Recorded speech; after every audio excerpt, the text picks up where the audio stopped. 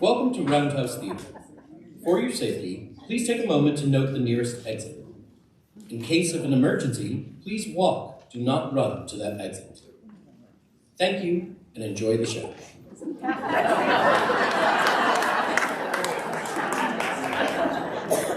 Good evening, everyone. Thank you all for coming. This is incredible. I mean, we've had such an amazing turnout. There's been so much interest. So, just amazing. I'm Hazine Ahmed. I'm the president of Montgomery County Women's Democratic Club.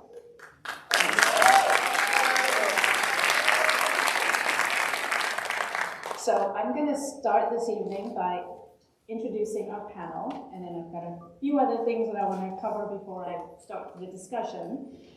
But welcome to all of you. Tonight we have with us Simon Rosenberg. Simon is a highly regarded political strategist and commentator with more than 30 years of experience in national politics and television news. He's built a home for his political analysis, commentary, and live political discussions at Hopium Chronicles, an engaging project on Substack. And if you haven't joined, take a look at it. It's pretty amazing. He's a frequent commentator on cable news, in national newspapers and magazines, on leading podcasts. Welcome, Simon.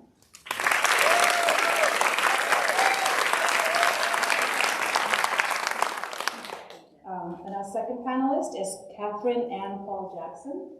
Catherine is the daughter of immigrants from Guyana and Trinidad, and is the public policy director at CASA, one of the region's leading immigrant rights and working families organizations.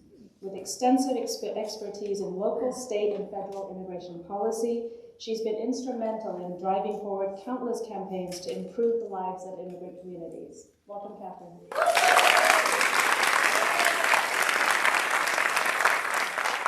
And our third panelist, and those of you from MoCo already know her, is Kate Stewart. Kate is our county council president. She chairs the government operations and fiscal policy and audit committees and sits on the transportation and environment committees. On the council, Kate has led efforts on pivotal issues such as affordable housing, economic development, tax fairness, and ensuring healthcare access to LGBTQ+ community. Previously, she chaired the board of directors for the Metropolitan Washington Council of Governments, and before joining the county council, Kate served as mayor of Tacoma Park for 7 years.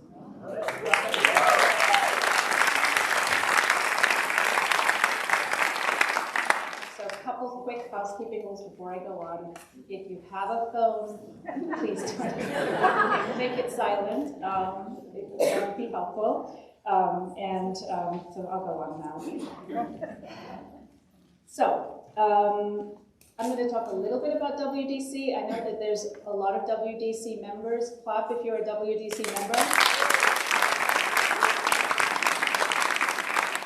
But I know there's a lot of you that are not WDC members, but welcome. We are happy to have you. WDC is one of Maryland's largest and most active Democratic clubs, with hundreds of politically active members, including many elected officials. We're a membership organization working to advance Democratic policy priorities and elect Democrats up and down the ballot. Our effectiveness is built on the dedication, energy, and passion of our members, and especially the members of our board do an enormous amount of work. And I would ask everyone on the board to stand up. It's a little dark in the audience, but if you just please, I think you're close to the front, most of you.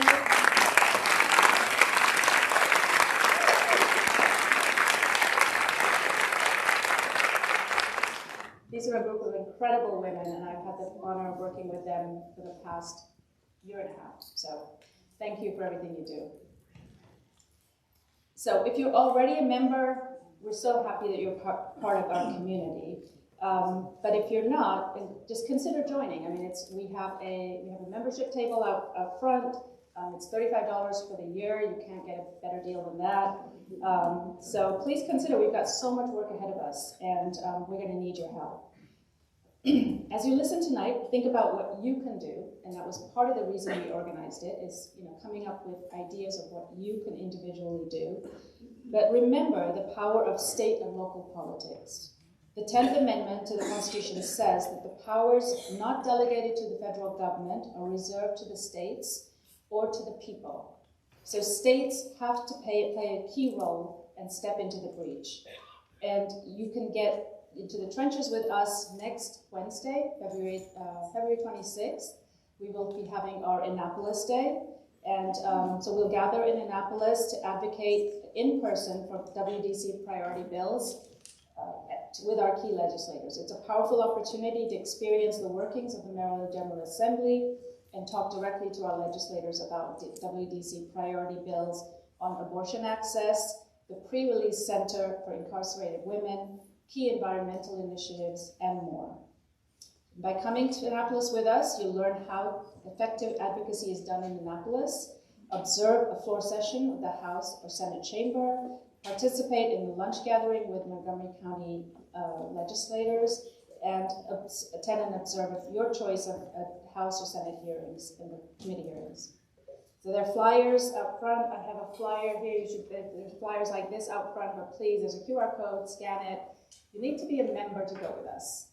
So first join, and then sign up for the event. So I want to recognize a couple of people here. I want to first recognize our event co-sponsors. Thank you to CASA, who's one of the co-sponsors. Do the Most Good. And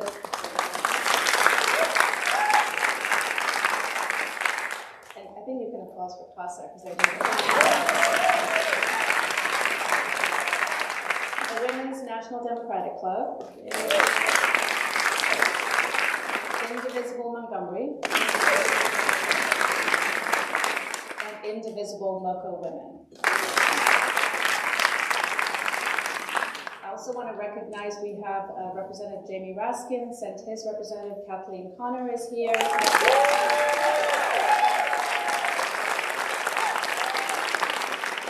Susan Kennedy is here representing Representative April Delaney. I didn't see all of you, but I did see that Andrew Friedson is here representing the I missed anyone. If I did, my apologies. But there's one final thing I want to thank and recognize, another group that I want to thank and recognize. And that's our newest class of vulnerable populations, our federal workers. Our federal workers keep working to keep government working for us. We really want to thank you for your service.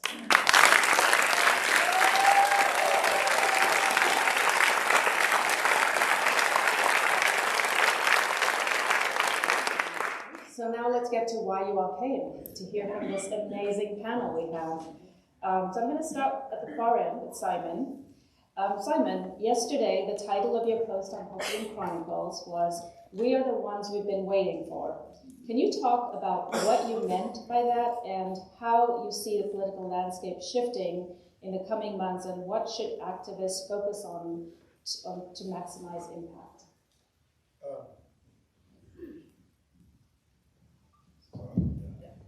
Thank you, first of all, for hosting this amazing event. I think in this challenging time, it's important that we find opportunities to be in community with each other. And so I was really looking forward to this, so thank you so much. And I also want to acknowledge my wife who's here. Who served for 4 years in the Biden-Harris administration in her last position as the Deputy Homeland Security Advisor. And because she had that kind of job, she couldn't come to political things. So it's nice to see her here tonight.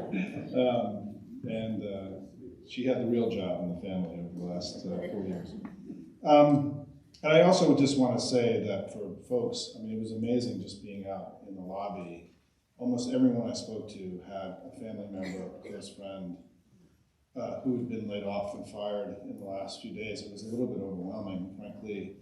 And we're for this region, and I've lived here for a long time, not nearby. I'm anxious to hear about how we're thinking about how to manage all this going forward. But it's just my heart goes out to everyone who's now dealing with this new crisis that we have in this area in particular. 1,000 people laid off from NIH just in the last few days, 1,000 people. So a few thoughts about this, and I'm really one of the reasons I'm excited to be here is I think this is going to be a new opportunity for state and local leaders to really emerge in this challenging time, and I'm anxious to hear, the ideas and things that people are thinking about here locally. But I think that as we think about the next stage that we're in, this is going to be hard, and it is going to be a tough battle. I don't think that we should anticipate that this is going to be easy. I think that we all recognize that our leaders in Washington weren't completely prepared, frankly, except for Jamie Raskin, right? And Chris Van Hollen, and your amazing delegation, the Maryland delegation, and that this has come fast and hard. And it's been, I think, far more aggressive, ambitious, mean, or whatever words you want to use than sort of, I often say with Trump, it's always the worst case scenario, right? And we're in the worst case scenario now. I talk about how Trump is really attacking what I call the America of the four freedoms, right? The democracy here at home and the global rules-based order abroad with such extraordinary force right now. And I just want to read something that I use in Hopium every day as sort of a grounding thing for me. I write it and share it, but it's also how, when I get up in the morning, and to ground me in where we are, right? Which is that Trump, I call it Trump 2.0, let me just pull this up, is a profound ongoing betrayal of America and everything that's made this remarkable nation the most powerful and prosperous in the world. It is why we must fight. As dark as all this is, we cannot for one moment forget that what Trump is doing is wrong. He and his project remain deeply unstable and his coalition fractious. He's doing deeply unpopular things going far beyond his narrow mandate. He's old, impulsive, reckless, and clearly in decline. And extremists and ideologues are often far better at bread and circuses than governing, as we're learning right now. And I think it's important that we, as we think about Trump, it is, I talk at Hopium about we have to be, it's like the Wizard of Oz, right? We've got to pull the curtain back from the wizard every morning because so much of his strength and power is illusionary. It's something that is like the wizard, right? It's this big show that he puts on every day. And one of the most important things that we have to do in this time is to not become part of that show, to view him as a weak man and not a strong man. And Timothy Snyder, for those of you who follow him, has been writing a lot about the concept of weakness with Trump. It's very, very important, right, that we every morning and every day, we pull the curtain back and not allow him to be the wizard, but that old man behind the curtain. Because that's really who he is, right? I mean, he's a painted man. We can go through all the things that the showman that he is. And it's important that we don't contribute to the illusion of his strength, that we have to be grounded in his weakness. And I do think he's incredibly weak. I think he showed it in the way that he lets Elon push him around, Vladimir Putin push him around, and the way that his polling numbers, by the way, have already come down. His job approval rating has already dropped 5 points in the last few weeks, and he now has the highest disapproval rating of any president since polling was invented in the 1950s.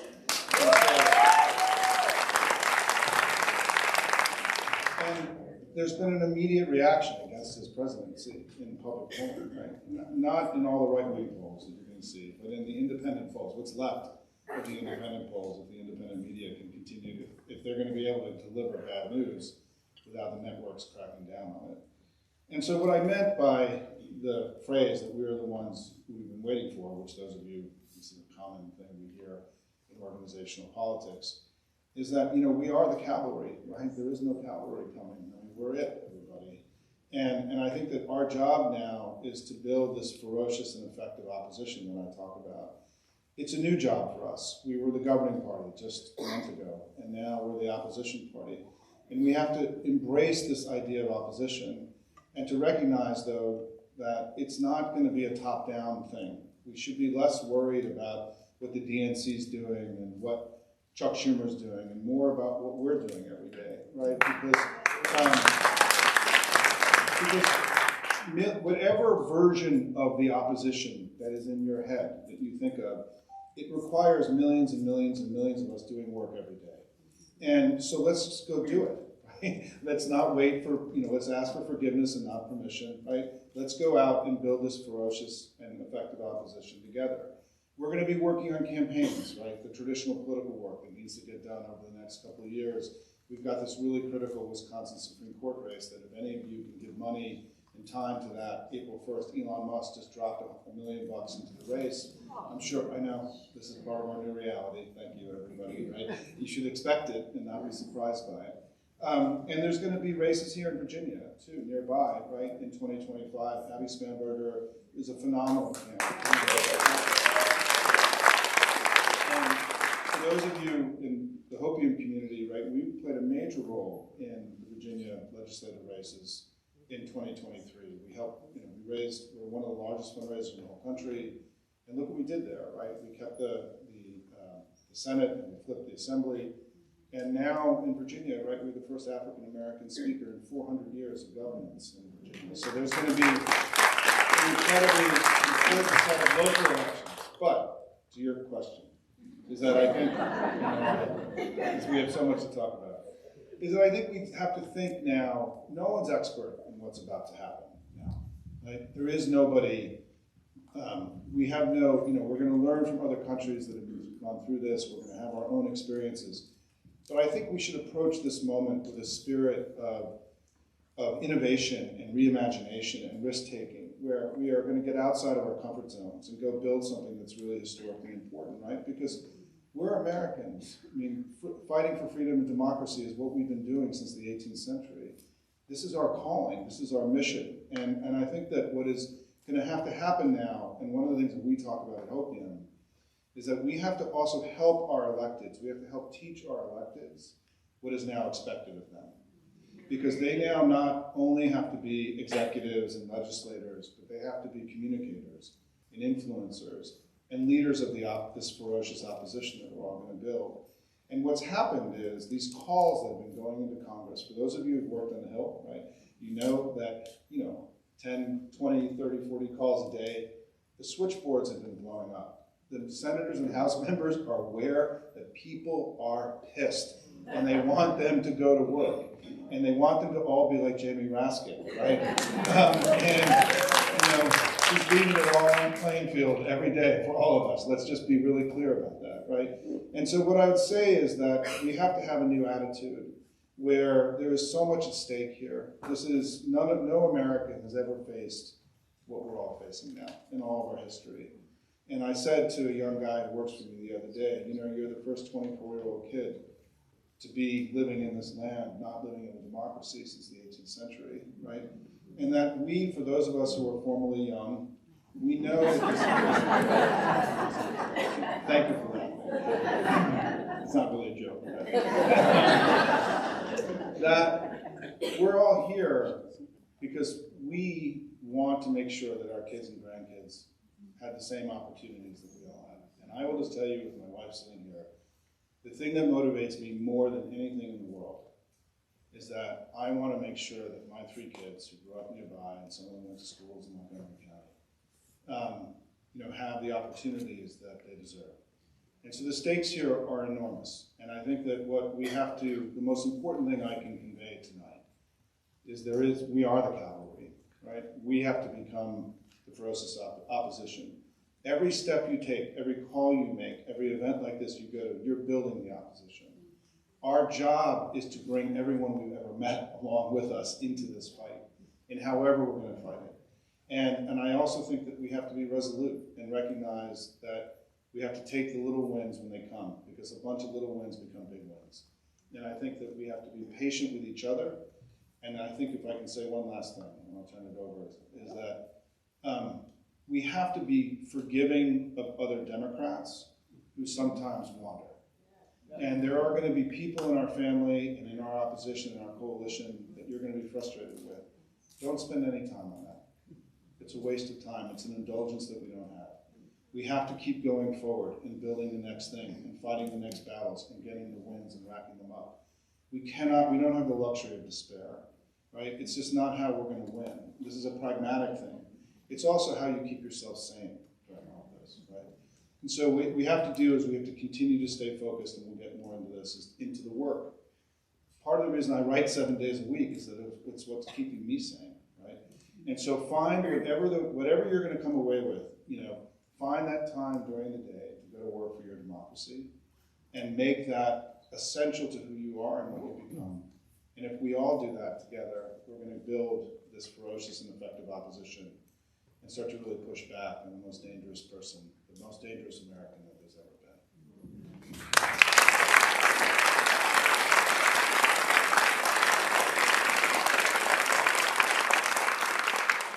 Thanks, Anna. So you got us off to a really great start. So part of the reason when we were organizing this, one of the goals for organizing it was to really give people something that they can do, right? We wanted to give them action items. We didn't want to sort of rehash everything that's going on because you're hearing it all, 24/7, right? We're hearing it on TV, we're reading about it, but we wanted to focus. So as we do these questions, you're going to find me repeatedly asking, each of our panelists, what can we do? What can we do as activists? What can we do as groups that are doing, advocacy? So I'm going to move over to Catherine. So CASA has been continuing to drive forward very powerful campaigns despite what's happening on the federal landscape.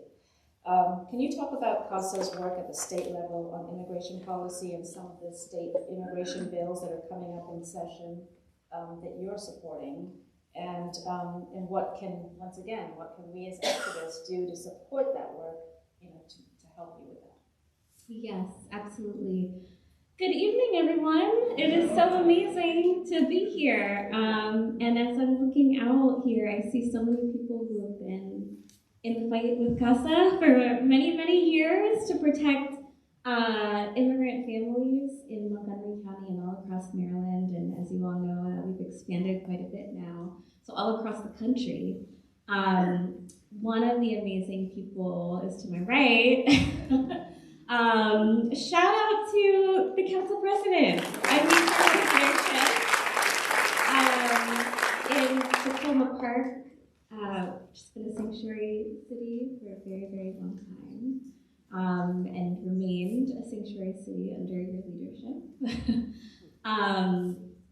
So there's so many things, and I think when we think about sort of the heart of hatred that is coming from the administration, it is of Black and brown immigrants, period. Immigrant families are under attack. And I think when folks think about immigration, we think it's a federal issue, right? That's pretty much what folks are deflecting to. It's a federal issue. XYZ is being canceled. TPS for Venezuela was just canceled, right? A whole bunch of humanitarian relief that is at risk. DACA, the list kind of goes on and on and on. What is so important to know is that there's so much that we can do at the state and local level to protect our people. So there are 3 bills that CASA is working this session. And I actually, as I'm looking around, I know lots of folks are already locked in because I saw you in Annapolis recently. But there are 3 bills that we're working on the state level. One is the Protecting Sensitive Locations Act. And so for those who are following that bill, or following that work altogether. So you might know that there was federal guidance, a federal memo that existed for many, many years. It was updated again in 2021 by the Biden administration that directed ICE to stay away from what we call sensitive locations, right? Schools, faith spaces, places where children play, right, and so on. That federal memo, and it was a directive, it wasn't quite law, but that directive was stripped on day 2 of the administration, so there are now no federal protections around ICE going into these places, which means raids at schools and churches and hospitals are fair game right now, not just in Maryland, everywhere. So what the Protecting Sensitive Locations Act does is it requires guidance limiting ICE access to these sensitive places. right? It is quite simple what it does, and it's so important. And actually, after the federal memo was stripped, the bill became an emergency bill. So we're trying very hard to move it urgently. And since we're talking about Montgomery County, shout out to Delegate Janelle Wilkins, chairwoman of the Black Caucus, and also immigrant from Jamaica. She is such a powerful, incredible leader who's leading this bill, by the way. Along with Senator Smith, also from D20. Oh my gosh, shout out to D20. So under their leadership, I know we're going to get that bill to the finish line. And I think, folks who are locked in or folks who are not locked in who don't really understand the urgency. Kids are scared to go to school. There was a situation a couple of years ago where, Casa family actually, a parent was picked up by ICE just moments after dropping his 5th grader off at school in Baltimore City. We had a situation a couple of weeks ago. ICE wasn't doing enforcement, but what they were doing was intimidation. ICE was circling a school in Baltimore County.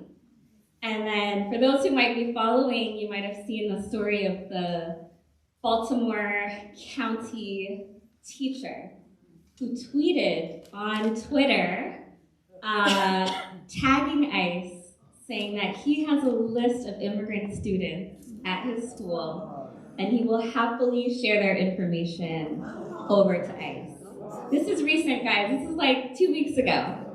By the way, I encourage you guys, no matter where you are, to make your voice heard about that. I think he's on leave, they're going through an administrative process, etc.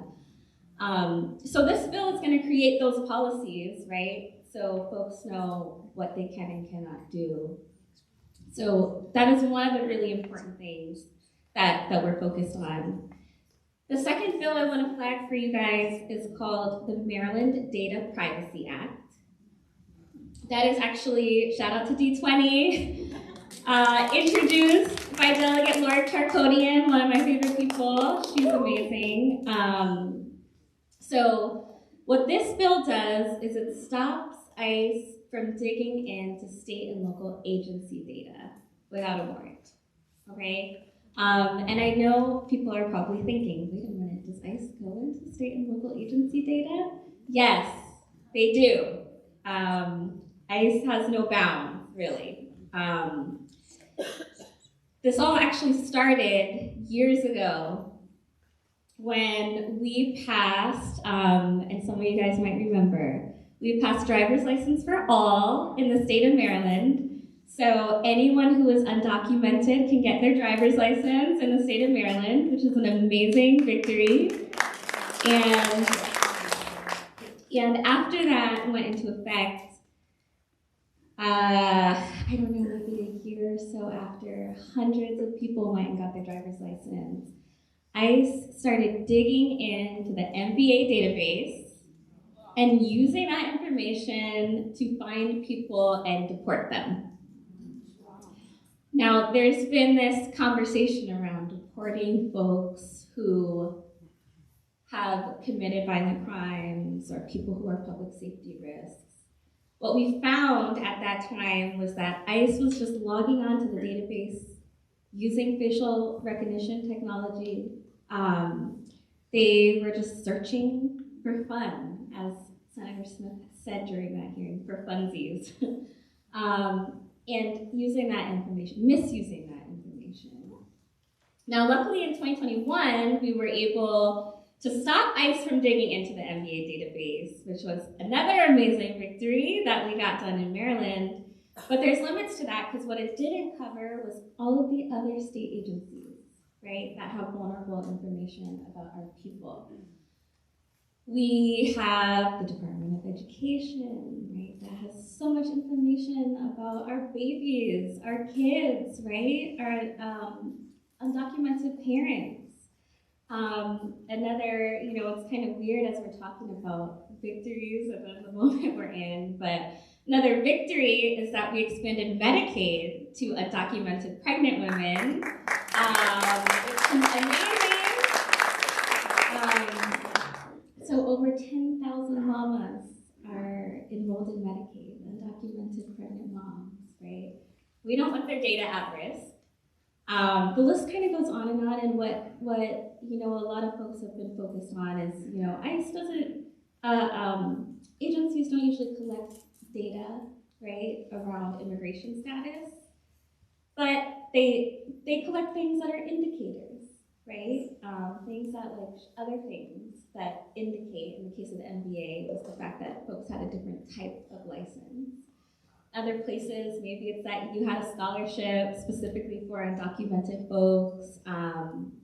The list kind of goes on, not to mention the comptroller's office, right? Undocumented immigrants, and not just undocumented immigrants of all statuses, mixed status families, immigrant families as a whole pay billions of dollars in taxes. So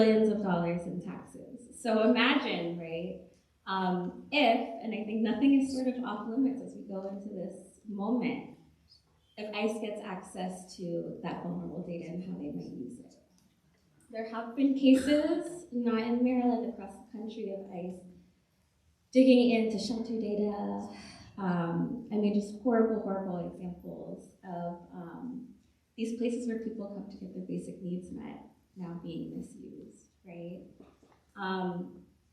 The last bill I want to put on your radar, and I'm going to pause there, is the Maryland Values Act. For those who are not familiar with that bill, it is a bill that ends 287G agreements in the state of Maryland. So for those who are not familiar with 287G, 287G is a program that was created, I want to say, like, sometime in the 90s, but really became popular after 9/11, when folks were just, like, moving out of fear. It is a program that allows local law enforcement officers to act as ICE agents, to literally be deputized as ICE agents. The program is extremely dangerous, and since 287G agreements have existed, by the way, they're voluntary, right? So sheriffs choose to join this program. Since they have existed, a number of civil rights abuses, human rights abuses have occurred through this program. It is sort of this very famous program for racial profiling, right? Because just simply the program existing is a incentive for officers to bring people in, right? Who look a certain way or who have a certain accent or whatever the case may be. Now, I don't ever see a world where we have a 287G agreement in Montgomery County, but there are 3 agreements right now in Frederick, Harford, and Cecil County. Some of you guys might be following the Frederick County Sheriff, who has pledged to do everything he can in his power to carry out Trump's deportation plan, right? And it's been used by racist sheriffs across the country, right? We actually had an agreement also in Arundel County that under Stuart Pittman's leadership, County Executive Pittman's leadership, we were able to end. Now, what we want to do through the Values Act is make sure that we're ending these agreements, the 3 agreements that exist in Frederick, Harford, and Cecil, but that we are also stopping any other county and jurisdiction from entering into new agreements, right? And for context, executive order on day 1 gave a directive to DHS to enter into as many new 287G agreements as possible, as many partnerships with local law enforcement as possible. And essentially, I think their vision is, how can we maximize as many state and local resources as possible to carry out this plan? And what at the heart of all of these bills is Maryland is saying no. Maryland is saying we are not going to help you carry out this mass deportation plan that doesn't align with who we are.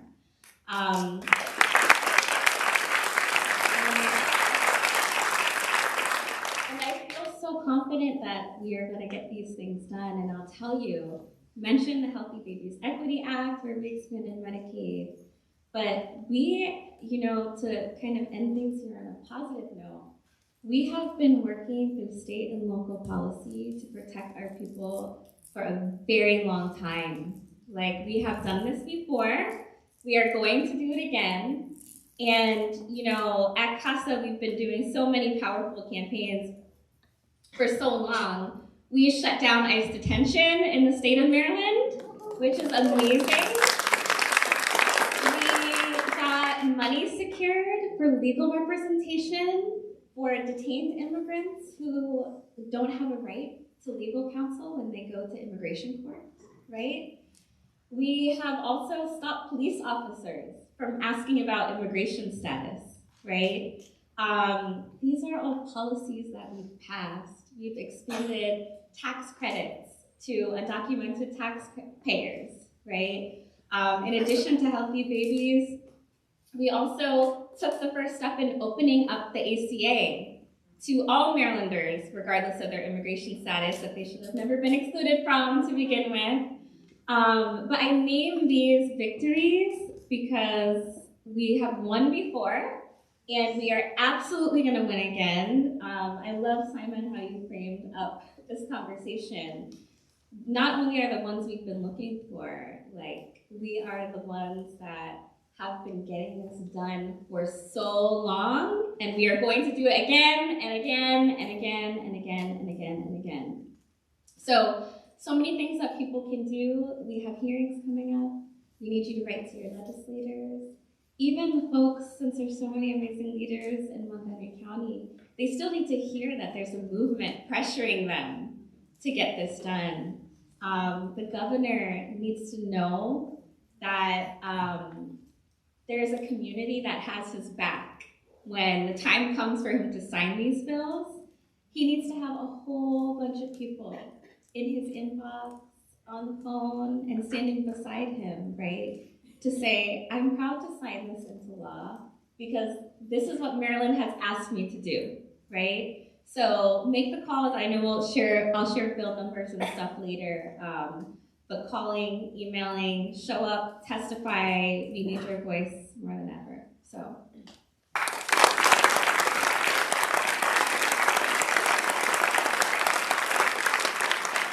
Thank you, Catherine. So I hope you're all taking notes because there's a lot of to-do. There's a huge to-do list that you're going to get from tonight. So I'm going to pivot to local government and talk about what's happening at the county level. Kate, what are some of the key initiatives the County Council is working on under your leadership? And can you talk about what change in the administration for the county and the state of Maryland, what the changes mean for the state and the county, our workforce, our economy, our communities? And what have you been hearing from families that have been suddenly uprooted and unemployed? And once again, how can advocacy groups and activists help? Well, thank you. And first, I just want to say thanks to Kat and all her amazing work and CASA's. I think I'll start by saying I was the mayor of Tacoma Park, as Tazeen said, during the first Trump administration. And we were joking before that being the mayor of a sanctuary city on literally the doorstep of the White House, I would joke that I carried a toothbrush with me just in case. But I was on CNN and other things. But things were bad, but they never got as bad as they are right now. And I think, Simon, as you said, there's this level of cruelty that we're seeing right now that is having an impact on our entire community. And so I think I'm going to skip ahead to the advice and start there with the first advice I have, which is take care of yourselves and take care of each other. And when you get that little reminder each week of how much time you've been on your phone, how much screen time you have, think to yourself, could I have spent that time better? What else could I have done besides be on Facebook or Instagram? Who could I have called? Who could I have written a note to? And I will also say, yes, call your elected officials, pressure your elected officials. I'm just going to also say thank you and remind them when they do good things. Because even here in Montgomery County, we have folks who don't believe the same and don't believe in our Montgomery County values and all the things we share here. And they let us know. And it's cruel. And they attack us personally, they attack our families, they attack our residents. And so getting that, handwritten note, that card every now and then, just to say, yeah, we're here, is really something and very helpful. All right, so what does it mean here in Montgomery County and the state of Maryland? Well, we're, as you all know, we have over 77,000 federal employees here in Montgomery County. We have the second in the country area for federal employees. I don't think there is a family in Montgomery County that hasn't been affected in some way by all the stress that our federal employees are facing right now. It is really, really tough out there. And that's one group that we need to focus on, to support, to think about how are we going to move forward in our county, knowing so many of our families are impacted. Kat did a great job talking about the work at the state level for our immigrant families, and that is something that here in Montgomery County, we hold strong. We did it during the first Trump administration. We did it during COVID. We know how to do this work, and we're going to continue to do it here. No matter who's in the White House, we're going to continue to live our values here in Montgomery County.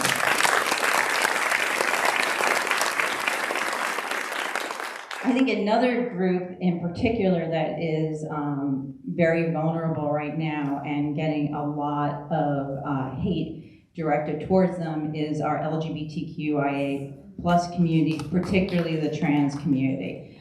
The level of cruelty that is facing our trans community and our trans families is really just has hit unprecedented levels. And another thing I want to say is that we have to be careful of is preemptive compliance. There's a lot that's been coming out of the White House right now that is flat out false, illegal, not constitutional, and the worst thing we can do and our institutions can do is to comply just because the person in the White House says something. And that we have to stop. And I am going to call out our medical institutions that stopped gender-affirming care to our families just because the occupant of the White House put his pen to paper. It is illegal. There is no reason to stop this care, and it is the ultimate in cruelty for these families.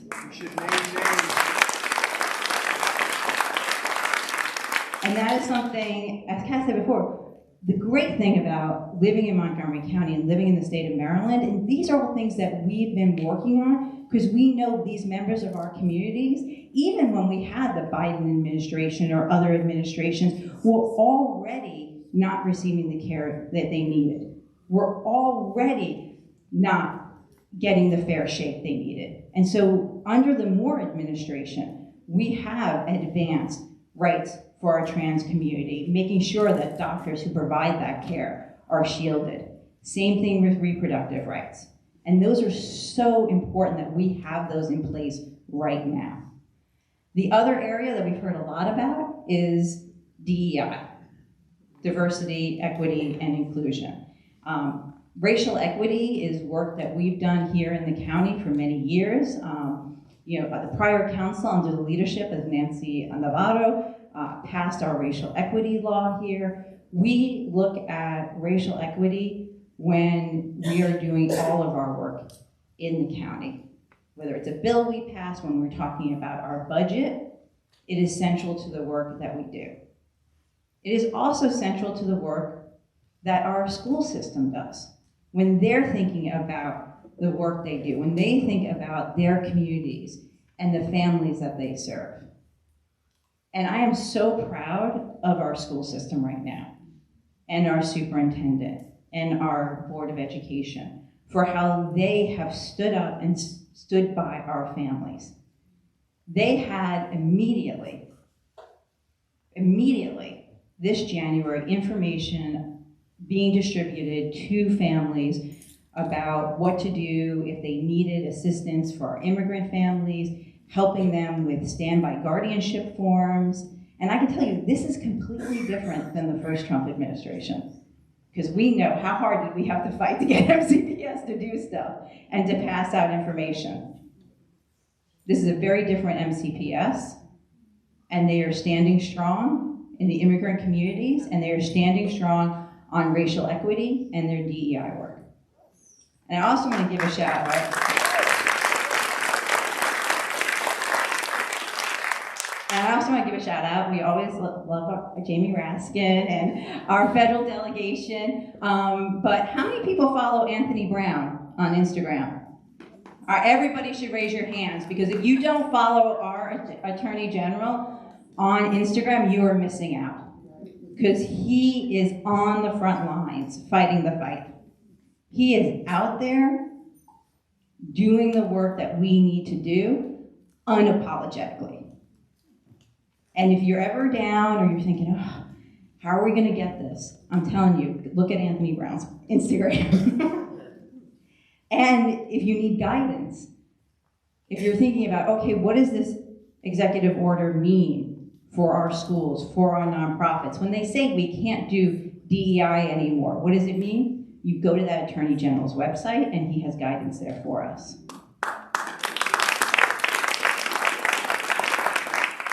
So we are impacted here in Montgomery County.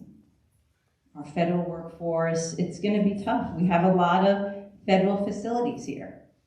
I know my colleague is here on the county council, and we're thinking day in and day out about what does it mean to have so many of our residents who are going to be without work? What is it going to mean to have potentially a lot of the government agencies we have here, FDA, NIST, others, and what the facilities they rent? What does that mean if they're not occupied? What is that going to mean to our local economy? What does it mean for our federal grants that we receive? Those are all the things that we're thinking about and that we are working on. And we're thinking about how do we backfill those things to make sure that we are continuing to serve the public here in Montgomery County. Because as I said, no matter the occupant in the White House, we're going to continue to lead our values here and serve our constituents. And we're going to need all you, just as we did during the first iteration of this administration, just as we did during COVID.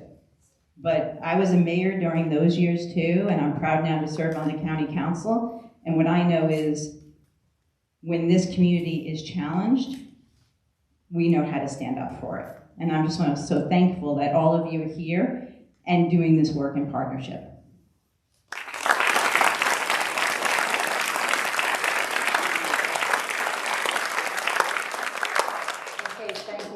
The amazing leadership you're showing for our community. We're so fortunate to live in this area, to have our people like Kate and Andrew and others that are just standing up for us in our county. So I'm going to go back to Simon and look at the bigger picture on the federal level. But Simon, so a lot of things that are happening. I'm trying to figure out what would your thoughts be on how much energy we should be putting into protest versus energy on swinging Congress, identifying swing seats, focusing on key districts and states. I know you mentioned the Supreme Court race in Wisconsin. What other races should we be looking at? Yeah. What can we do, in terms of our focus? So just reflecting on something I heard is that, and I haven't thought about this enough, is the thanking processes. And when we at the Hopium community, people from all the country are making calls to their representatives, their senators, the House members, and also at the state and local level. And we've been asking them to thank the attorney generals that filed that successful suit 2 weeks ago that blocked the cutting of all the programs. But I now realize that process of thanking thank you for raising this, is something that also has to become institutionalized in what we do. Because yeah, I mean, you get a lot of not happy communications, right? We all do in this business. And I think this process of particularly in places here, where you've got members who are doing such remarkable, leaders who are doing such remarkable things, so thank you, I think will be important. The second thing is, it's gonna get warmer, and we're gonna go back outside. And Trump lives down the street, and all of you, the question about what happens with in-person protests and rallies is going to be fascinating. Because it needs to happen, but we need to do it smart. And like everything that we do, we have to measure twice and cut once, right? We have to be strategic about what we do. Because they're going to be looking, they are going to want the protests and the rallies to become violent in order to crack down. And I think that we have to make sure that one bit of advice that I'll give to everybody, because you can jump in the metro, right, and just go downtown. Look, a lot of people in my community live in places with red senators or House members, so their calls really matter to them. You live here. And so the calling on you to go show up and protest in person many times over the next several years is going to be present. My biggest advice is to not go to any protest or rally if you don't know the organizer and don't trust them. There are already scam things happening to take advantage, frankly, of people's fear right now about, and I think that you have a trusted partner, many of you in Indivisible here, that's doing remarkable work all over the country. And but just as we go to this phase now, where we're gonna be outside and in their face, be smart, right? And make sure that whoever is organizing the event, they're known to you, you trust them. I mean, I'll just say that one of the organizations right now that is organizing national protests is anonymous. 5051 has no people running it. We have no idea who they are. And they're maintaining their anonymity, and the PAC that they're affiliated with raised $14,000 last year. And I don't know about you, but I'm not putting the fate of our democracy and all of you in the hands of people that are staying anonymous right now. And I think that we have to recognize that so I just think as we enter this phase of the street and the in-person stuff, we got to be aggressive, but we got to be really smart. And then the third thing I'll say is, I think I think that one of the next big battles we're going to have, and again, I keep thinking about what do you do here? Because all of your representatives are good, right? Compared to lots of people around the country who don't have such amazing leadership here. The battle over the budget is going to really matter. And we're going to need to have a national response to this, because right now, what is the House outline, just so everybody understands, right, what is to come up in the next few weeks, is $1 trillion of cuts to healthcare in the United States, mostly Medicaid. And you combine that with the cuts to NIH and medical research around the country, we're seeing literally the dismantling of the entire healthcare system in the United States in this next few months. The cuts to Medicaid will be devastating for communities all across the United States. $1 trillion in cuts in Medicaid and other programs, $4.5 billion of tax cuts for wealthy people and corporations, and a massive explosion of the deficit, which was obviously something that they promised they wouldn't do. Right? They said, so all the stuff about Elon and Trump wanting to cut spending and they're actually proposing one of the largest increases of the deficit in American history. They are, like all Republicans, fiscally profligate, not fiscally responsible, because the last 3 Republican presidents all exploded the deficit.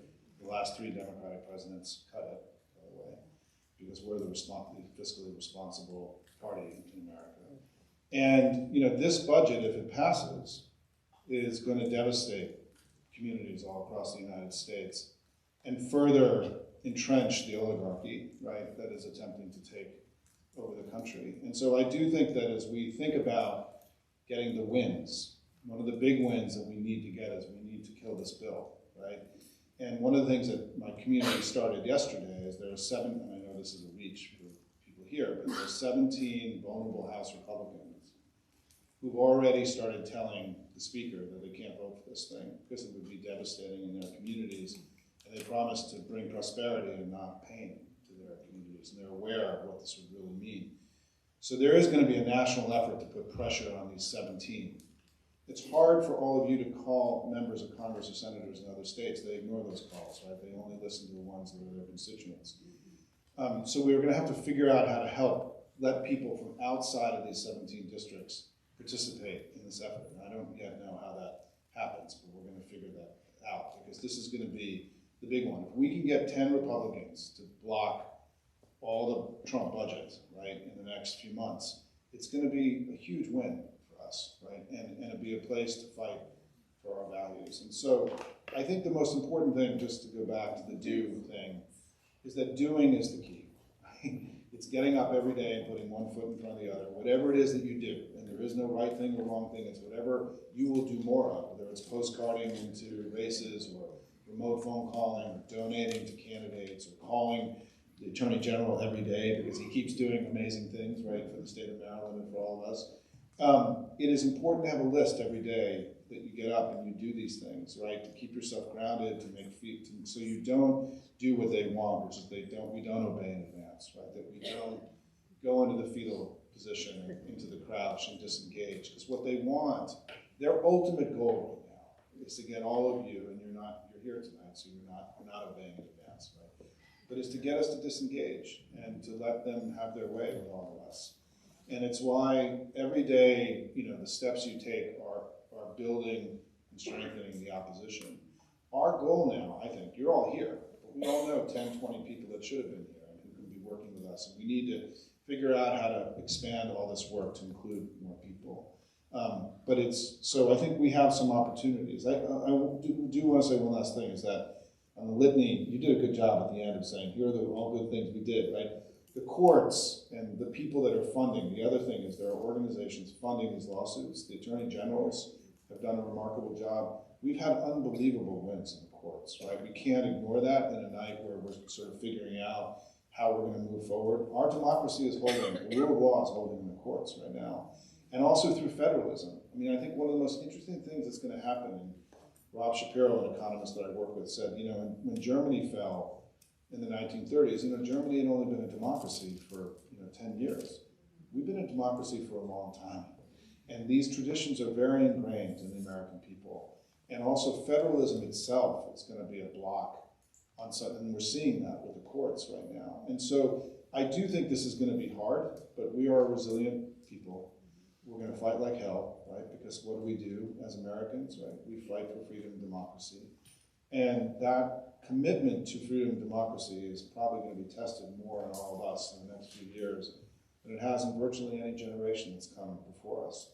But I have confidence that we're going to rise to the moment and that we're going to make this time for Donald Trump a time that he's going to regret as we start really getting off the couch, as we learn how to run and not walk, because I think we're just barely walking right now as a movement, right?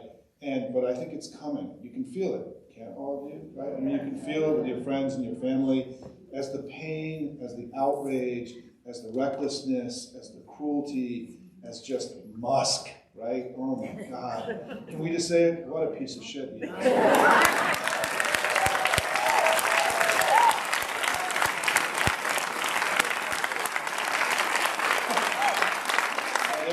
African-American immigrant we should be sending back.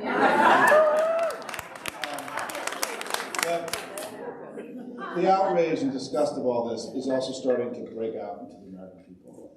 But our job is to accelerate that process, to be information warriors for our democracy, to get educated on the things that you care about and spread this information through your friends.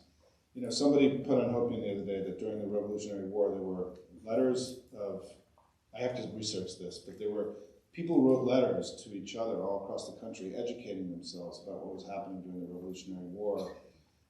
And we have to become those kinds of people today, right, to help our fellow citizens understand the stakes. And frankly, you who live in Montgomery County are going to be on the front end of this pointy spear more than virtually any other community in the country because of what's happening with federal employees. And we have to share their stories, the horror. The stories that are coming out of the USAID folks who were just abandoned in dangerous war-torn countries and losing all of their property. Kids who were ripped out of school. The story today that broke that a pregnant woman was denied health care and miscarried in a foreign country, right? The inhumanity of what's happening now is something that we here have an obligation to convey to our fellow citizens. And I think this is, so I think to end my remarks is that I think we have to approach this next period with this sense of not only responsibility, but we can build something so amazing together, right? We have this ability to go build something new and powerful, and that is also really exciting. And it's what we have to do.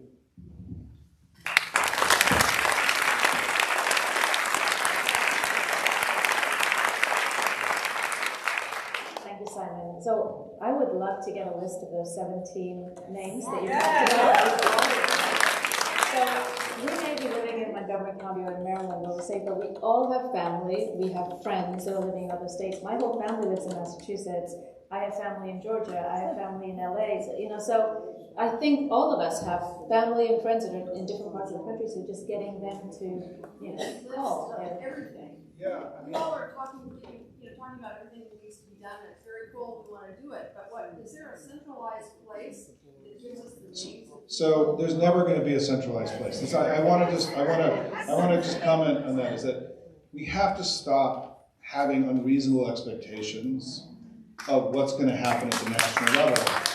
What are you going to do, right? And this is the key thing we have to unlearn, because so much of the commentary in the Democratic family right now is bitching and moaning about people that aren't doing enough as opposed to focusing on what we have to do ourselves, right? And so come to Hopium, it's free. I write about this 7 days a week. I am working really, really hard. I'll just say this right now. I'm working really, really hard behind the scenes to get the DNC and the DSCC and the DCCC and our elected leaders to understand what's required of them now, right? And I will say for the DNC, because Ken Martin, the new chair, is a very good friend, he's going to be a great chairman of the party. And I just want to say two things about him, right? One is he needs a little bit of time. He just got there. What he was inheriting wasn't very much. It isn't certainly what we need at this moment. So give him a little bit of space. My organization has raised $100,000 for him to get him off the ground just in the last couple of weeks. And the second thing is Ken is not going to be Jamie Raskin, right? He's going to be the conductor of the orchestra. He doesn't need to be a national spokesman for us. We have 40 to 50 great national spokespeople. His job is to run the machine that makes us more powerful than we are, and he's going to be great at that. And I just ask that all of you give him time and space to be able to build a committee that you're going to be proud of, which I think he can do.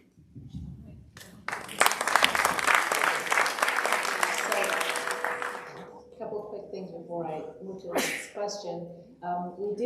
There's a new Civic Action Hub that's been started. It's civicactionhubmd.com, which is sort of, your information's available. So they continually will put out information.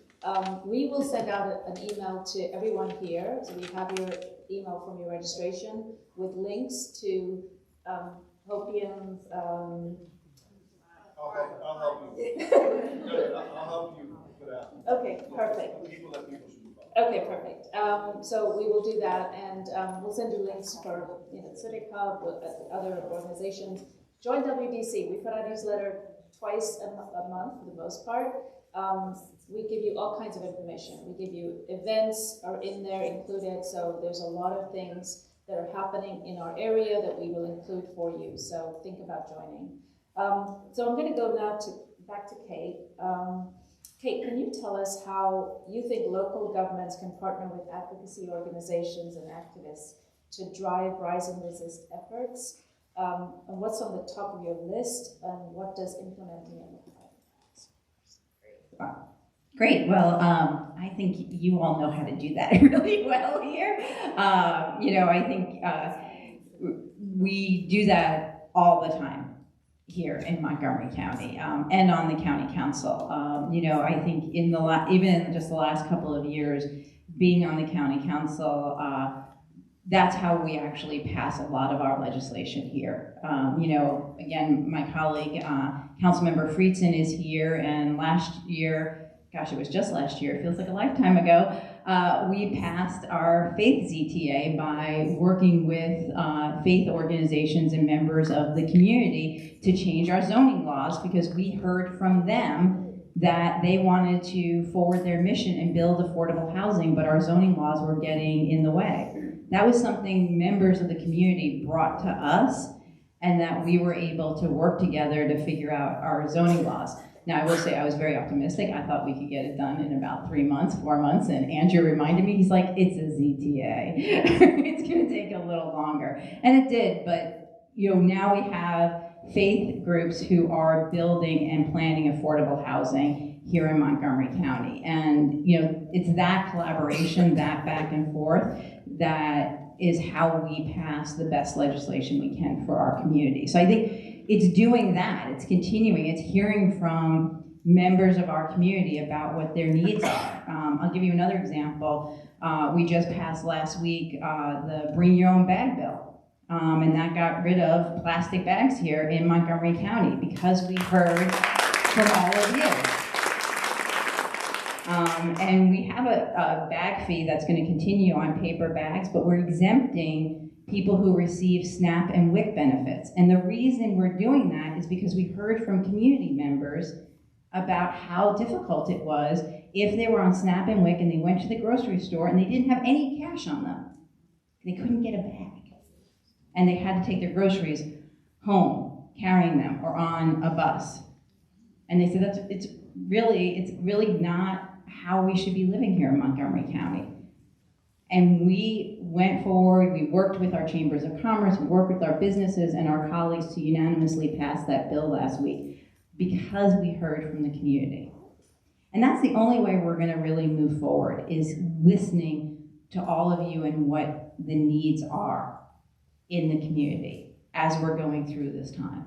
So we need to hear from our federal employees, and we are listening, and we're putting together information for people, connecting them to where they need to go, because we need to know who needs to know about unemployment benefits, who needs to know about extending health care, who needs to help, who's been working for the federal government for decades and now is looking for a job in the private sector and needs to think about, how do I do that switch? Well, we're doing that in our libraries by providing workshops for people to redo their resumes and think about, how do I switch from working to the federal government to working for the private sector? WorkSource Montgomery is working on putting together fairs, job fairs for people. So it's really listening about what the need is and then figuring out what are the programs we need to put in place and who do we need to work with. For example, on unemployment benefits, as you mentioned before, I served as the chair of the Metropolitan Washington Council of Governments. That's a regional body of over 20 different jurisdictions in the DMV area. So places in Virginia, DC, and Maryland. And we work together. And this afternoon I was talking to the executive director. I was like, you know what we need to do as COG? People don't know this, that when you're filing for unemployment, you file for the place that you worked, not where you live. And so if you live in Maryland, but you worked in DC, you're gonna be filing in DC. If you lived in DC and you worked in Virginia or whatever, I'm like, this system is so hard to navigate for everyone and how they're facing. What we need to do is make sure people understand how to navigate all of this. So it's really thinking about how our government can meet the needs of the people today. The other thing I want to say, because I know a number of you have asked this, is what can we do? And there's a lot that people can do. And all of you have different skills in different areas. But in addition to CASA, I know, needing assistance, I was just talking to Ayuda the other day that provides legal assistance. And they're very worried about what funding is going to get cut for them. And they said, if you know lawyers who want to help us provide assistance to people, help people fill out those standby guardianship forms. I mean, it's great we have them, but quite frankly, I looked at one the other day and I was like, it's a little difficult filling this out and really helping people to do that. And we need navigators to help people get through all these different programs. So on the county website, we have a volunteer section that you can sign up to be a volunteer. We have our Office of Community Partnership that has liaisons throughout our community that you can contact, as well as contacting any of our offices on the county council to say, okay, I have these skills. Where can I be of most use today in my community? And that's the work we're doing right now.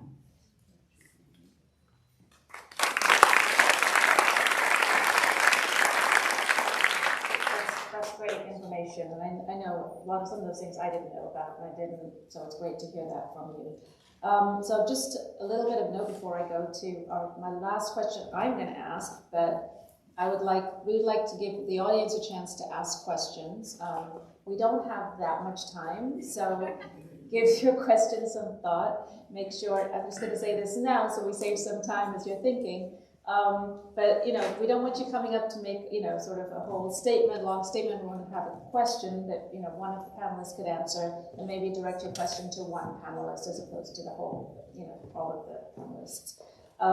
We do have a stop at 8:30 here, so just to give you a little bit of heads up. So with that, the final question I'm going to ask you, Catherine, is what role do immigrant communities play in shaping political outcomes, and how can we better mobilize them? Because I know that is an issue in terms of mobilizing some of these communities. Yes, definitely. So the one of the most important things is making sure that people are armed for this battle that we're in with information.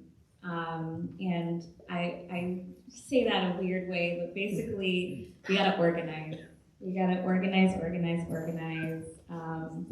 Hosting meetings in your houses, hosting meetings anywhere and everywhere. You can have a meeting with a group of folks who are locked in. And I will say, this is for the immigrant community.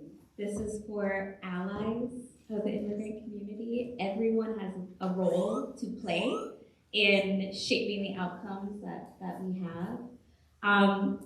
The other thing, as we run these campaigns, we always say nothing about us without us, right? Be cautious. A lot of folks have big, amazing ideas about what immigrant families want and need right now, and we have to be at the forefront. We have to be the decision makers. So make sure, as you're engaging in campaigns and rallies, you know who the heck is organizing it, right? So that's one thing to kind of think about, is that we have one of the most important roles to play right now in this moment when our families are under attack. And we also need support from allies who are in this movement with us to make sure that we are the decision makers, right, who are leading this work, and that nothing is happening without us that could impact us, right, and be potentially harmful.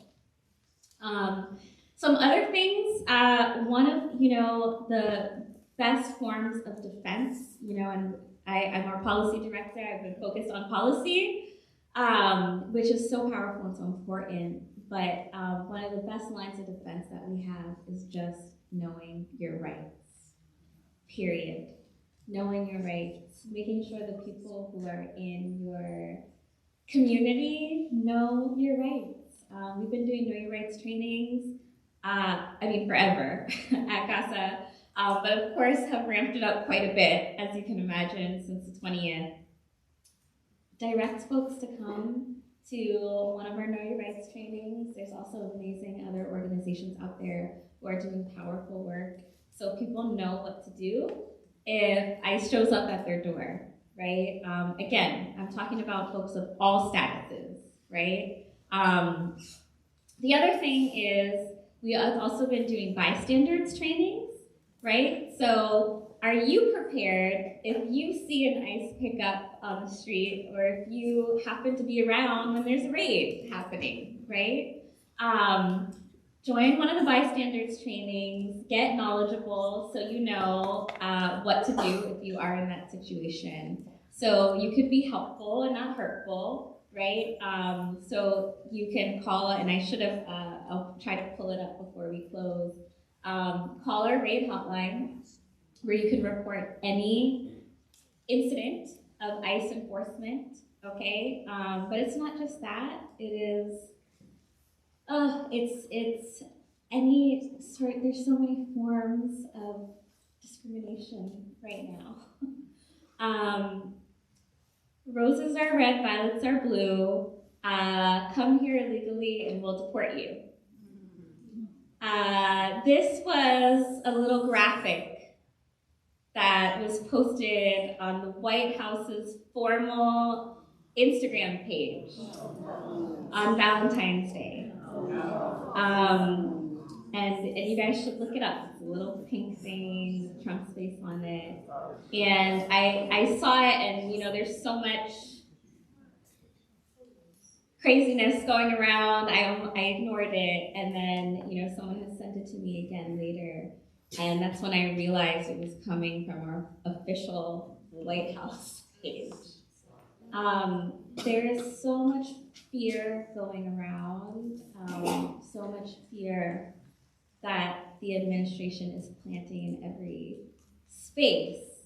And so, the amount of shares that got, we need triple, quadruple the amount of posts online and allowed, right, that say immigrants are our friends and neighbors, we love them, and we're gonna protect them, right? So when you do see things like that, make sure that you're not just responding with outrage and sharing more, right? But that you are putting out your own content, right? You are lifting up, retweeting the work, I don't know, are we using Twitter? Resharing the work that's happening everywhere, right? The other thing is, and you kind of spoke to this, right? We were just talking about like the 3 Ps, policy, protest, polls, doing all the things. But the other thing is, we can't really do any of those things, and immigrant families can't focus on those things if our basic needs are not being met. And that is a big part of CASA's model, is that we pair all of our advocacy work with services. And so to the extent that folks are able to get involved in the policy work, make sure you're also getting involved in services that the council president just mentioned. Citizenship services, legal services, whatever you have the ability to contribute. Sometimes we need volunteers to just distribute things. We need interpreters. Just like everywhere else, we get federal funding that is funding critical services, right? So people can't come out and testify if they're focused on keeping a roof over their head, right? People can't come out and join a protest if they're trying to get some food, okay? So we gotta make sure we're pairing that with making sure our basic necessities are met.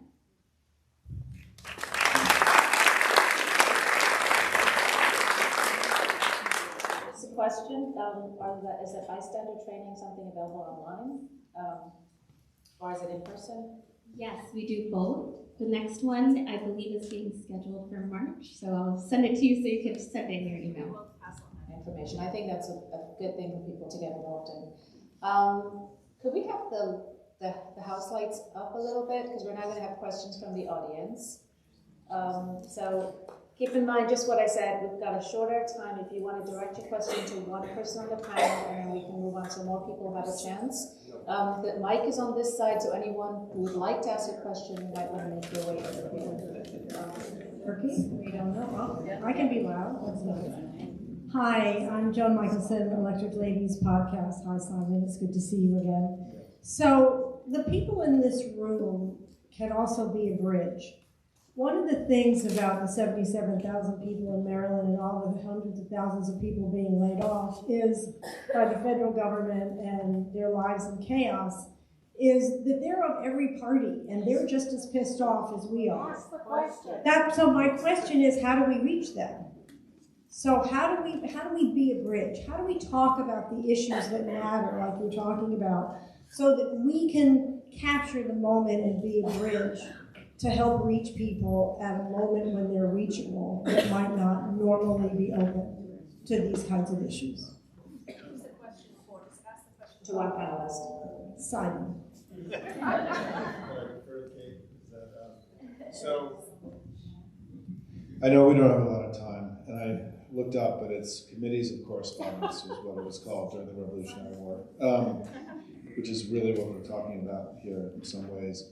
You know, on my site, I have the pleasure or the gift of seeing people comment every day from all over the country. And what's amazing is they're sharing stories about federal employees being laid off. Like in Kansas State has one of the highest end level 4 biolabs in the country studying infectious disease, and every single person in the lab was laid off yesterday.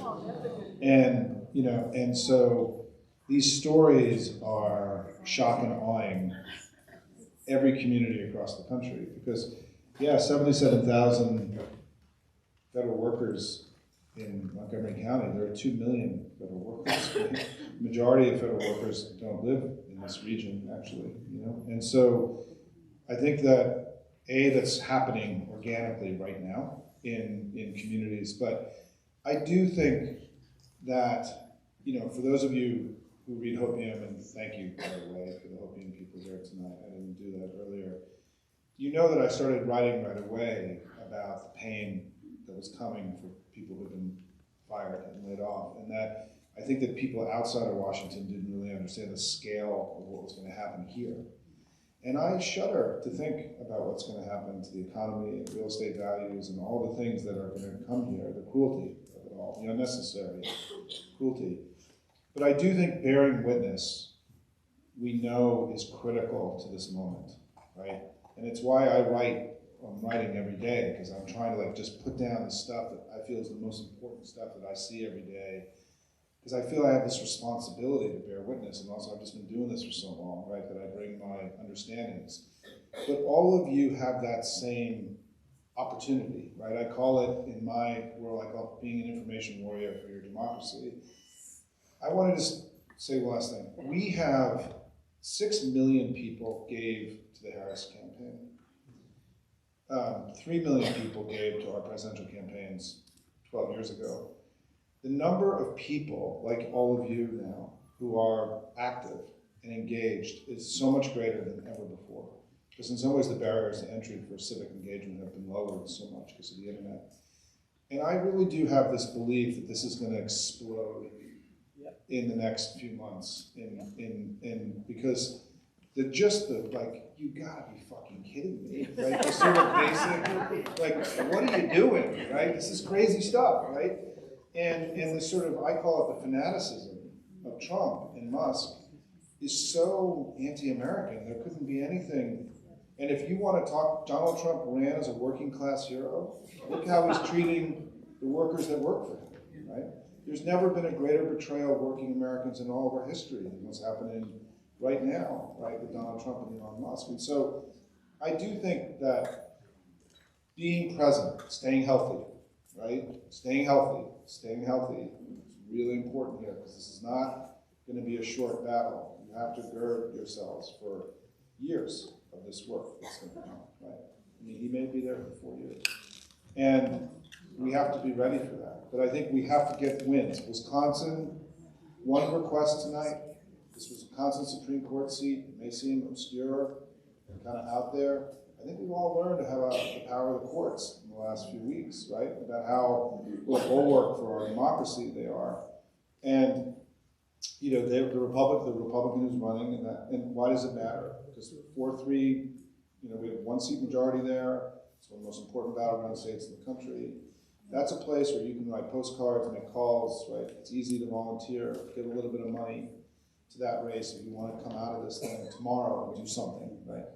But I think the final thing I want to say is, guys, we just have to fight like hell, right? There's like one basic thing we have to come back to, which is that every day you got to leave it all on the playing field for your country and your democracy, and you have to be motivated out of love of country because they aren't, right? They're betrayers. They're betraying what has made America great every day.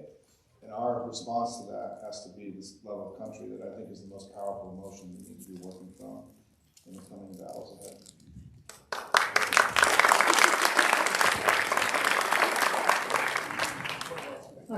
Question for Simon, because I think you're the perfect person to work with Tazeen and Diana Conway and maybe John Keller from the BCC Democratic Breakfast Club. We need to get a foot in the door with Ken Martin and impress on him how important and cost-effective it is to start clubs like this all over the country in every county. These are the things that bring people together, inform and energize. So the memo that, for those of you who read Hopium, you know I've been repeating the same thing, and I have put this in a memo that's gone to Schumer and gone to Hakeem and gone to Ken and everybody else, which is, who are we, right? What is the pro-democracy movement? What is the Democratic Party? We're 6 million people. We're dozens and dozens of new pro-democracy media organizations like Midas Touch and Courier Newsroom and Resolute Square, and influencers that we know some of their names, we don't know lots of their names. Midas Touch, by the way, beat Joe Rogan this week. So you know all those stories about how there's not going to be a left-wing Joe Rogan? Well, fuck that, right? We already have one, right? I'm so proud of my friends and these three brothers that just built this thing because they cared about their country, right? And I think that we also are, who are we, right? We're also all these democratic organizations that have sprung up in recent years, Indivisible, Swing Left, Democratic Clubs. We're the traditional Democratic Party infrastructure and its allies. But we're also tens of thousands of Democratic elected officials. And I think this is something that we haven't really thought enough about as we think about who we are and how to get louder and how to fight harder, is that Kate's here tonight. I mean, every one of our Democratic electeds have to understand now that they have a new job. And part of our job is to teach them what their new job is, right? Which is that they have to be loud every day. They have to be making noise every day. They have to be fighting as leaders of the opposition every day. And part of your job in this world you're in is to be teachers, right, of those that you work with to help them understand what the new assignment is, right, and how we have to reimagine ourselves together. When you add up the 6 million people, the pro-democracy organizations, the grassroots groups, the party, the allied groups, the 10,000 elected officials, that's a pretty powerful thing, you know? And now it's the job of Ken Martin and Chuck Schumer and Hakeem Jeffries and our leaders to figure out how to mold that thing and work with all of that into something new and more powerful and better than what we have. Because what we had is inadequate for the moment. We know that. We lost the election in 2024, right? And so I do think that Ken is very, I'll just say this about Ken. Ken was one of the most successful party chairs in the country. Minnesota was a swing state like Wisconsin, and they made it more blue. And we had the trifecta. The reason Governor Walz got on the ticket was because of Ken Martin, and because of the success they had in Minnesota to build a trifecta and pass some of the most progressive legislation, not like Montgomery County, but pretty close, right? And not like Maryland, but pretty close. And the second thing is that he was the chair of the chairs. I mean, he worked with state party chairs in all 50 states.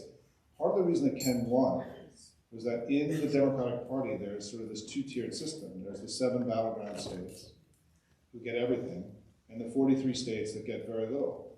And Ken's worked with those 43 states to try to help them grow.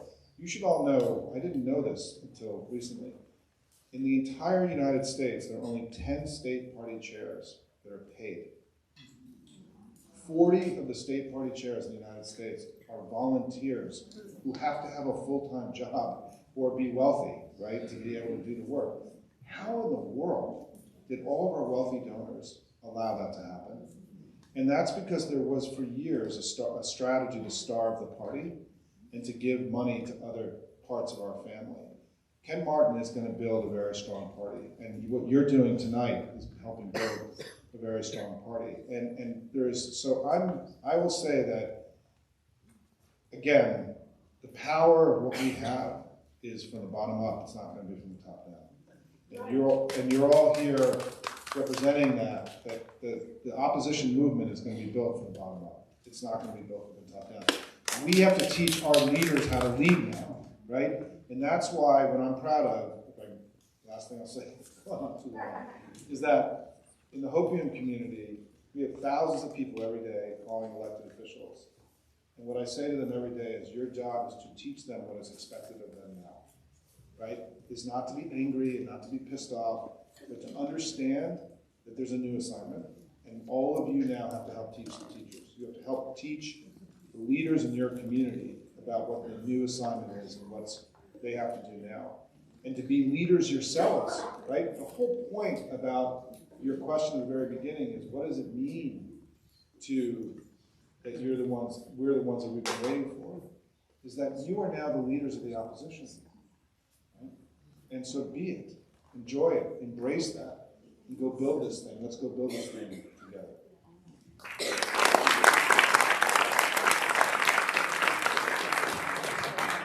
Hi, Stephanie Cardo with WDC. Question for Kate. The Department of Government Efficiency just gave access to my taxpayer information for the IRS. So I'm going to file a complaint, ask if my data was shared, to what purpose, to what legitimate purpose, as stated with the IRC. There has to be more than 150 million taxpayers in the US can do to protest what to me is the biggest data privacy breach ever. What should we do? No, I agree with you, and I think it's, as we were saying before, talking about, and somebody else was earlier today when we were getting ready for this, joining class action lawsuits and doing all that work, and I think that is also, as we talked about, what the Attorney General's office and the guidance that they're giving. So I think that's another part of this, is what our residents can do and what are the lawsuits that they can bring as we join together in all of this. And there are a number of groups out there that are funding these lawsuits and working together. And I think that's, we haven't talked much about that, but that is definitely another piece of all of this, is that we can't, as I said before, have this preemptive compliance and be like, oh, well, that's what they said, this is what they're doing. And we need to use the court system and every mechanism we have available to us. Good evening. So my name is Fatma Berry. I am a member of the WDC. So I have a question. You can probably be the best person to answer this. Sorry. So I love everything, right? You are out there publicly putting out messages. So this is my question. One thing that I've seen missing in all our conversations about how we fight back is how we got here, right? Because I think as we fight, we also have to acknowledge what happened for us to get where we are. And part of the conversation that I think has been missing is the gender bias, the anti-Black racism that was involved, the anti-immigrant, all of that, anti-everything that's different, that contributed so greatly to making sure this person is reelected. And the best candidate that could have done so much for us loses the election, that she really should not have lost if we had voted our interest. So as we have the conversation on how we resist and how we fight back, the question I've always asked people, and this is an opportunity for me to ask someone like yourself, is of the 77 million people who voted for this person, there are still conversations where people don't quite understand the harm of dismantling USAID. And all they think about is, we should not be giving our money to those foreigners. Why are we giving it to them? We need our money here. Those people who are being fired, they can find jobs here. They're not really seeing the big picture. So how do we communicate to people who That's their mindset. And amongst us, we cannot admit that, or we have not been able to admit that we got here because of these other pressing issues that we are not really talking about. That's the anti-Black, gender, immigrant, and anti-everything that's different. I mean, I think we should all maybe jump in on this, but I think the ferocity, I mean, the naked, unbelievable white supremacy and misogyny that we're seeing come out of the administration it's staggering, right? I mean, it's like the level, it's ferocious. It's it's the racial anger that we're all is exploding. The roses are red, violets are blue. I mean, these kinds of things are just they're unimaginable in a society of decent people. And I think that we have a lot of work to do. I mean, I think we have to, the one thing I'll say is that the Democratic candidate who got the largest share of the vote since 1964 was Barack Hussein Obama in 2008. He got 53% of the vote. I still believe the United States is a good and decent country. I think that we can talk about what happened. There's a million reasons we lost this election. There's not just one, there are many. And I will say in this room, I've known Kamala Harris well for over 20 years. And can we just say that, man, she was an incredible candidate.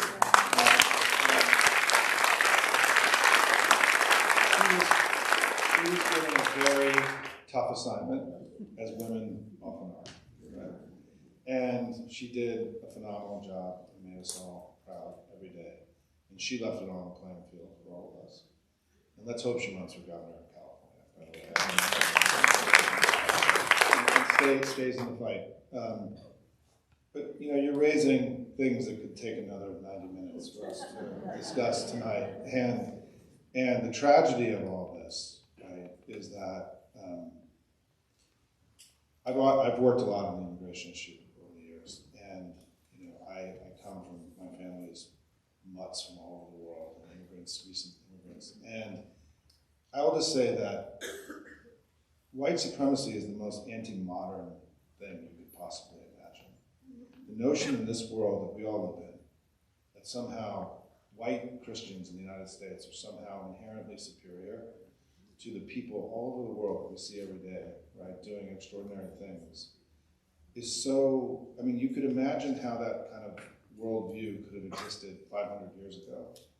But to exist today, when the world and the people of the world here in the United States, all kinds and all flavors, are doing so many remarkable things, it's an insult. And how they are going to go into the world, right, and try to represent this country, whose founding statement was E pluribus unum, right, from many one.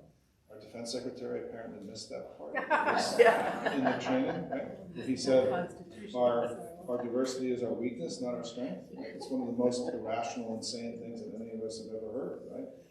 And I will just say that in my bones right now, I feel like this part of what's happening right now is far more tragic and harmful and hurtful and mean and unreasonable and whatever words you want to put to it than almost any other aspect of what's happening right now. Right? The idea that DEI is like some kind of national curse in the United States, it's absurd, right? That they're taking books in libraries, in our military academies about slavery and racism out of the libraries in our military academies. I mean, we are so much better than this. And this is where I think I go every day, which is I feel that at the end of the day, decency is going to win, but only if we fight, right? And to not obey in advance. But this is why you should ask this. Well, I'm just going to be super brief because I know we're short on time, but I just wanted to thank you for asking that question, because what I think it does is lift up the fact that we are still in the struggle in the party and in all movements across all the fights that we're fighting, right? where marginalized individuals are still not being treated the way they should be, right? And so I appreciate this question because I think, you know, as people are mobilized right now and they're in panic mode, they're like, you know, let's just go, go, go, go, go, go, go. We have to remember that what happens sometimes when we do that is we throw out all the values that we've committed to for so long, right? And so, you know, as folks are building their strategy plans, as they're bringing tables together, look around the room, nothing about us without us, right? Who are the leaders that need to be in the room, that should be in the room? You know, and it's so interesting, as you said, we're now leading the opposition.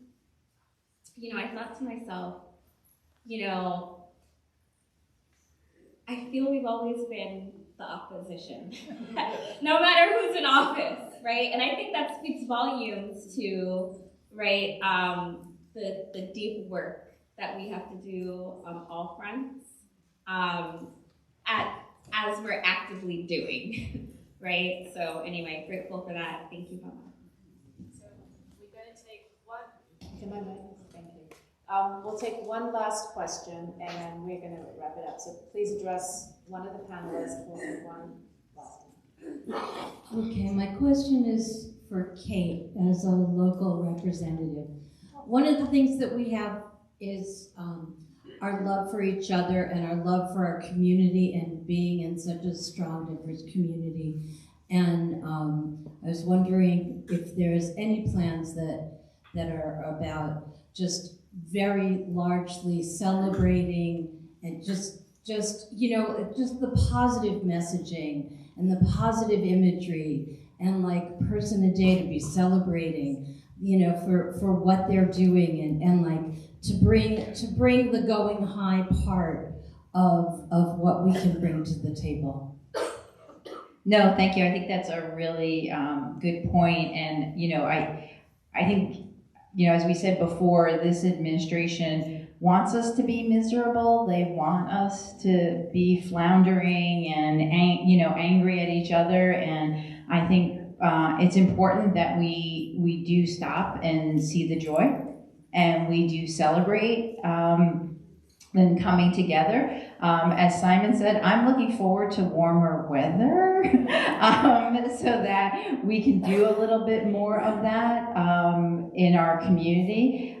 You know, I think that's one of the things that we are very lucky here in Montgomery County is that we have so many ways that we can come together in community and to celebrate living here, celebrate our diversity and our inclusiveness. And so I'm looking forward to that warmer weather. I'm looking forward to the fact that, you know, we're gonna continue with all of the celebrations we have on Veterans Plaza in downtown Silver Spring, celebrating all the many cultures that are here. I am thrilled the fact that Washington, D.C. is home to World Pride, and you know what? If they don't want it, they can come to Montgomery County.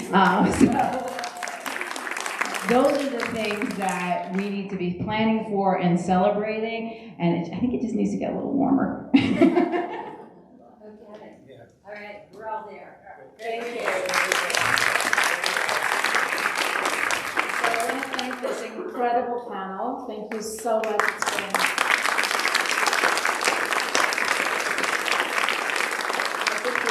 quite a few of our audience. We went a little over, but you know, thank you all for coming out. And to me, this was a celebration, right? We're coming together and we're talking to each other about what we're going through. We're thinking about what we can do, what we can do together, and hopefully look forward to continuing to work with you.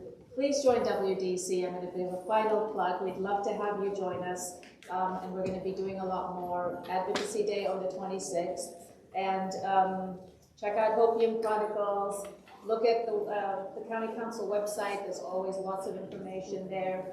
CASA has 3 bills that they want your support on, so please support those. And then we've got the Civic Action Hub that Kate was just showing for information if you want to take a look at it. But that concludes our event this evening. Thank you for joining.